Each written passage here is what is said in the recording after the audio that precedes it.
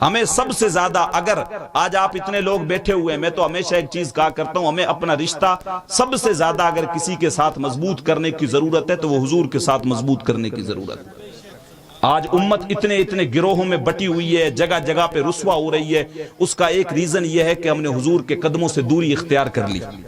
حضرت عمر بن الخطاب کی بات میں کبھی نہیں بھولتا، رات کے جلسے میں بھی میں نے عرض کیا تھا، حضرت عمر رضی اللہ تعالیٰ عنہ جب بیت المقدس فتح ہوا، جب واپس آ رہے تھے، ایک جگہ پہ ابو عبیدہ کو سائیڈ میں لے جا کے ان کی باہوں میں بائیں ڈال کے رونے لگ گئے۔ ابو عبیدہ نے کہا حضور اللہ نے بیت المقدس پہ فتح نصیب کی ہے، رونے والی بات تو نہیں ہے، بات تو خوشی والی ہے، آپ رو رہے ہیں؟ کہا میں اس لیے نہیں رو رہا ہوں، بلکہ میں اس لیے رو رہا ہوں کہ مجھے اپنا بچپن یاد آ گیا۔ کہا کیا ہوا؟ کہا یہ جو جگہ تم دیکھ رہے ہو، جیسے ہمارے یہاں پہ جو ہے وہ الگ الگ جو ہے وہ کوچر وغیرہ جیسے چھوڑی ہوتی ہے جہاں پہ جانور چرتے ہیں، چراگاہ ہوتی ہے، کہا یہ وہی چراگاہ ہے جہاں پہ بچپن میں اونٹ چرانے آیا کرتا تھا۔ ایک مرتبہ میں اونٹ چرا رہا تھا، میرا باپ خطاب آیا تو میں کھیل رہا تھا، مجھ سے کہا عمر کیا بات ہے، اونٹ چرا رہے ہو، کھیل رہے ہو، ادھر آؤ۔ میرے باپ نے مجھے بلایا، کہا عمر ایسا کرو ان اونٹوں کو لائن میں لگاؤ۔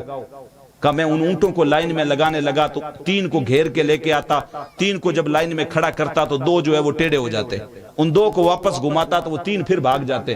کہ ایک وہ وقت تھا کہ مجھ سے 5 اونٹ لائن میں نہیں لگے تو میرے باپ نے مجھے بہت مارا، کہ عرب کا بیٹا ہو کے تو اونٹ جو ہے وہ لائن میں نہیں لگا سکتا۔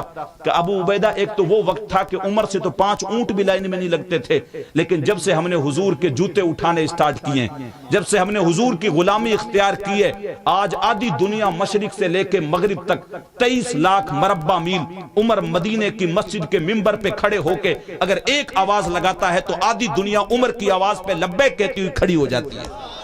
یہ حضور کے قدموں کا صدقہ نہیں ہے تو اور کیا ہے؟ وہ عمر جس کے جبے میں 17 پیوند لگے ہوئے ہیں، جو دوپہر میں جو ہے وہ درخت کے نیچے اینٹ کا سرانہ لگا کے سو جاتا ہے، لیکن جب کھڑا ہوتا ہے اور ایک آواز لگاتا ہے، کیسر و کسرا جیسی سپر پاور بھی عمر کے سامنے گھٹنے ٹیک دیتی ہے۔ ہماری ملک کی آزادی میں اہم رول ادا کرنے والے گاندھی جی نے کہا تھا کہ اگر عمر کی حکومت 10 سال اور عمر زندہ رہتے تو پوری دنیا پہ آج اسلام کی حکومت ہوتی۔ تو حضور کی غلامی کے صدقے سے، حضور کی غلامی جب اختیار کی تو دنیا کے اندر عزتیں ملی۔ آج ہم لوگ عزتیں کہاں ڈھونڈ رہے ہیں؟ آج ہم لوگ عزتیں ڈھونڈ رہے ہیں ایم ایل اوں کے پاس، عزتیں ڈھونڈ رہے ہیں منتریوں کے پاس، نہ جانے کہاں پہ ڈھونڈ رہے ہیں۔ جس در پہ ہمیں عزت ملنی ہے اس در کو ہم نے چھوڑ رکھا ہے۔ صحیح معنوں میں محبت رسول ہمارے سینوں میں ہمیں اپنانے کی ضرورت ہے، حضور کے ساتھ اپنا رشتہ مضبوط کرنے کی ضرورت ہے۔